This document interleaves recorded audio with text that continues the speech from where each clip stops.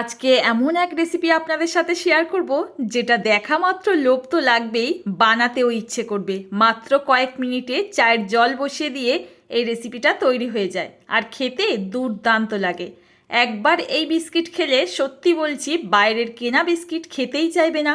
আর এতটাই বানানো সহজ, রেসিপি দেখার পর যে কেউ বানিয়ে নিতে পারবেন। নমস্কার বন্ধুরা, আমার নতুন একটা রেসিপিতে সকলকে স্বাগত। আজকে তৈরি করে দেখাবো তিলের খাস্তা মুচমুচে বিস্কিট। আর এটা তৈরি করতে সত্যি বলছি ঘরেতে সামান্য উপকরণ থাকলেই হয়ে যায়। তাহলে চলুন কথা না বাড়িয়ে রেসিপি দেখে নেওয়া যাক। আজকের এই তিলের বিস্কিটের জন্য প্রথমে চিনিটাকে রেডি করে নিতে হবে। একটা মিক্সির জারের মধ্যে 1 কাপ মতো চিনি নিয়েছি, এখানে প্রায় 200 গ্রাম মতো আছে। আর 3টে সাথে গোটা এলাচ দিয়ে দিলাম। এগুলোকে না গুঁড়ো করে সাইডে রেখে দিচ্ছি।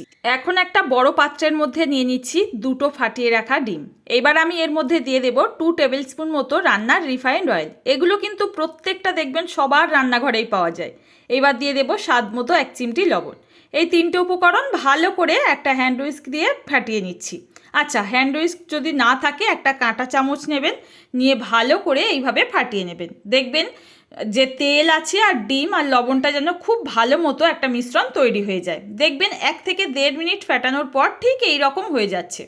এখানে আমি এইবার গুঁড়ো চিনিটাকে অ্যাড করে দেবো আস্তে আস্তে। একসঙ্গে কিন্তু দেওয়া যাবে না, আস্তে আস্তে দিয়ে এই ডিমের গোলার মধ্যে মিশিয়ে নিতে হবে। একসঙ্গে কিন্তু পুরোটা দেওয়া যাবে না, দিলে কিন্তু মেশাতে না অনেক টাইম লেগে যায়। তো অল্প অল্প করে দিয়ে এই ডিমের গোলার ব্যাটারের মধ্যে ভালো করে মিশিয়ে নেবেন। দেখবেন 1 থেকে 1.5 মিনিটের মধ্যে এরকম সুন্দর একটা মিশ্রণ তৈরি হয়ে যাচ্ছে। এখানে না এক্সট্রা করে এই ডিমের মধ্যে ফেনা বা বাবেলস তৈরি করতে হবে না, জাস্ট মিশিয়ে নিলেই হবে। তারপর আমি এখানে দেখুন দিয়ে দিচ্ছি পরিমাণ মতো ময়দা। আপনারা এখানে ময়দার পরিবর্তে সাদা আটা দিয়েও করতে পারবেন, তাতেও খেতে ভীষণ ভালো হয়।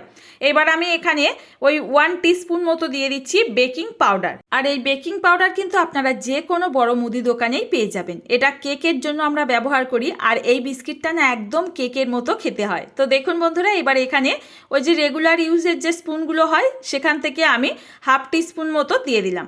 তো এবার আমি এখানে দেওয়ার পর খুব ভালো করে কিন্তু মিশিয়ে নেব। ময়দার মধ্যে মিশিয়ে নেওয়ার পর একটা ডো তৈরি করে নেব। এখানে বলে রাখি এই ডোতে কিন্তু কোনো রকম লিকুইড জিনিস যেমন জল বা তরল দুধ কিচ্ছু ব্যবহার করা যাবে না, শুধুমাত্র ডিমের ব্যাটারের মধ্যেই আমাদের ময়দাটাকে মেখে নিতে হবে।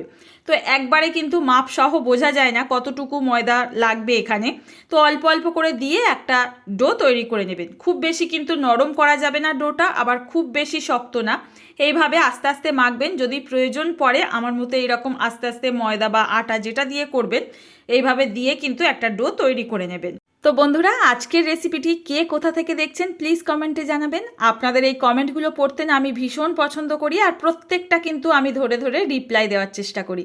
আপনাদের যদি আমার সম্বন্ধে কিছু জানার থাকে, কোনো কোশ্চেন থাকে, অবশ্যই কিন্তু করতে পারেন, আমি সেটা নিয়ে আপনাদের বলে দেব। তো দেখুন এখানে আপনাদের সাথে গল্প করতে করতেই কিন্তু আমার ডোটা রেডি হয়ে গেছে। আর কোনো রকম কিন্তু জল বা তরল দুধ ব্যবহার করিনি। একটা এরকম আঠালো ডো আমাদের তৈরি করে নিতে হবে।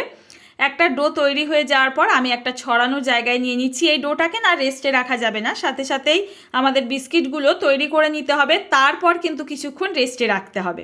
তো দেখুন এখানে আমি ডোটা অনেকটা পরিমাণে ছিল, তাই আমি এখানে 2টো অংশে ভাগ করে নিলাম। একটা অংশ নিয়ে আমি এরকম ছড়ানো জায়গায় সামান্য একটু ময়দা ছিটিয়ে এটাকে মোটা করে বেলে নিচ্ছি। আর এখানে না একটু রুটির থেকে মোটা অংশ বেলবেন, এটা কিন্তু ভাজার পর অনেকটা পরিমাণে মোটা হয়ে যায় ফুলে গিয়ে। তো এখানে খেয়াল রেখে কিন্তু এই কাজটা করে নেবেন। আমি দেখুন চারি সাইডটা একটু সমান করে নিচ্ছি, যাতে বিস্কিটগুলো বানানোর পর দেখতে একদম দোকানের মতো হয়। আপনারা যদি ঘরেতে তৈরি করেন এটা করার প্রয়োজন নেই, কেটে কেটে অনেকটা অংশ বাদ দিয়ে আবার সেটাকে পুনরায় তৈরি করতে হয়। তো আমি বলবো একেবারেই আপনারা কেটে নিয়ে তৈরি করে নেবেন। তো দেখুন এখানে কিন্তু আমি একটু লম্বা করে প্রথমে কেটে নিলাম, তারপর বিস্কিটগুলোর মাপ দেওয়ার জন্য একটু চৌকো করে বিস্কিটগুলো আজকে ডিজাইন দিচ্ছি।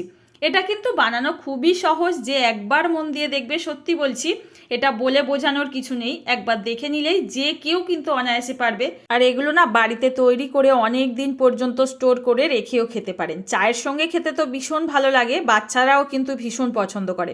তো দেখুন একে একে কিন্তু আমি এখানে বিস্কিটগুলো সুন্দর করে শেপ দিয়ে নিচ্ছি, যাতে একদম পারফেক্ট কেনা বিস্কিটের মতো দেখতে হয়। আর এর লেয়ারটাই দেখতে পাচ্ছেন, খুব একটা বেশি পাতলা না, আবার খুব একটা বেশি মোটা না। যেহেতু বিস্কিটগুলো ভাজার পর কিন্তু একটু মোটা হয়ে যায়, সেটা খেয়াল রেখে কিন্তু এর লেয়ার কাটতে হবে। তো দেখুন এখানে কিন্তু আপনাদের সাথে গল্প করতে করতে আমার সমস্ত বিস্কিটগুলো না তৈরি হয়ে গেছে। লাস্ট যতটুকু ডো ছিল এইভাবে করে নিয়েছি। এবার আমি একটা সাইডে নিচ্ছি, দেখুন একটা পাত্রের মধ্যে একদম রুম টেম্পারেচারে থাকা জল, আর একটা পাত্রে নিয়ে নিচ্ছি সাদা তিল। এইবার এই কাজটা একটু মন দিয়ে করবেন যাতে বিস্কিটের কোটিংটা ঠিকঠাকভাবে হয়। তো এখানে প্রথমে না একটা করে বিস্কিটের টুকরো নিয়ে এই জলের মধ্যে ডুবিয়ে নিতে হবে, তারপর আমি এখানে তিলের মধ্যে কোটিং করব। এইভাবে যদি তিলের কোটিংটা করা হয়, বিস্কিটগুলো ভাজার পর একটাও কিন্তু তিল খুলে যাবে না, সুন্দরভাবে এর গায়ে লেগে থাকবে।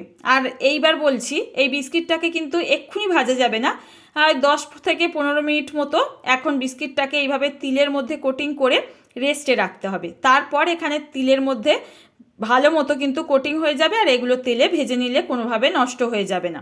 তো দেখুন একে একে কিন্তু আমি সুন্দর করে বিস্কিটগুলো তিলের কোটিং করে নিচ্ছি। আরও একটাকে বুঝিয়ে দিচ্ছি, দেখুন প্রথমেই বিস্কিটের টুকরোগুলোকে নিয়ে এখানে জলের মধ্যে চুবিয়ে নেবেন, সাথে সাথে তুলে নিয়ে এটাকে তিলে কোটিং করবেন। তিলে কোটিং করে 10 থেকে 15 মিনিট রেস্টে রাখবেন, তারপর সুন্দরভাবে কিন্তু ভেজে নিলেই তৈরি হয়ে যাবে দারুণ টেস্টি তিলের বিস্কিট। আর এইভাবে কিন্তু আমি সমস্ত বিস্কিটগুলো এখানে কোটিং করে নিয়েছি, আর 10 থেকে 15 মিনিট এইভাবে রেখে দিয়ে তারপর বিস্কিটগুলো ভাজতে দিলাম। তো দেখুন এখানে কিন্তু তেলটা এমনভাবে গরম করতে হবে যেন খুব বেশি হিট না হয়ে যায়, তাহলে বিস্কিটগুলো ভেতর থেকে নরম আর কাঁচা থেকে যাবে, বাইরে লাল হয়ে যাবে, খেতে ভালো লাগবে না। তো দেখুন এখানে তেলটা কিন্তু আঙুল দিয়ে সহ্য করতে পারবো এই রকম গরম যেন হয়, আর গ্যাসের ফ্লেমটা একদম লোতে দিয়ে আমরা বিস্কিটগুলো ভেজে নেব। আস্তে আস্তে কিন্তু কয়েকটা বিস্কিট আমি দিয়ে দিয়েছি, আর এগুলো খুব বেশি তাড়াতাড়ি নাড়াচাড়া করা যাবে না, আর খুব বেশি একসাথে ভাজাও যাবে না, যেহেতু বিস্কিটগুলো ভাজার পর অনেকটা বড় হয়ে যায় সাইজে। তো দেখুন আস্তে আস্তে কিন্তু বিস্কিটগুলো দেখতে পাচ্ছেন একটু সাইজে কিন্তু ফুলে উঠছে, মানে বড় হয়ে যাচ্ছে। আর এখানে কিন্তু একটা সাইড একটু ভাজা হয়ে গেলে আমি আবারও কিন্তু একটা সাইড উল্টে পাল্টে ভেজে নেব। আর এইভাবে কিন্তু 2 থেকে 3 বার উল্টে পাল্টে ভেজে নিতে হবে। সব সময়ের জন্য গ্যাসের ফ্লেমটা লোতেই থাকবে, কোনোভাবে কিন্তু বাড়াতে যাবেন না, তাহলে বিস্কিটগুলো একদম ভেতর থেকে কাঁচা থেকে যাবে, নরম থাকবে। তো দেখুন সুন্দর কিন্তু লালচে করে আমি ভেজে নিয়েছি, আর দেখতেই পাচ্ছেন তিল কিন্তু খুব একটা বেশি খুলে যায়নি, সুন্দরভাবে কোটিং হয়ে আছে বিস্কিটগুলো।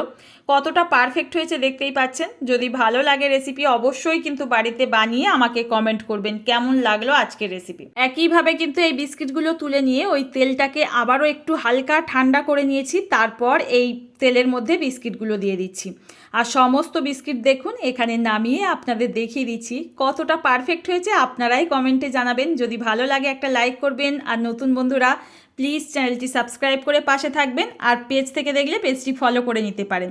একটা বিস্কিট না ভেঙে দেখালে বিশ্বাস হবে না যে এতটা পারফেক্ট হতে পারে। বাইরে থেকে যেমন ক্রিস্পি তেমনই ভেতর থেকে নরম, মুখে দেওয়া মাত্র কিন্তু একদম মিলিয়ে যায়।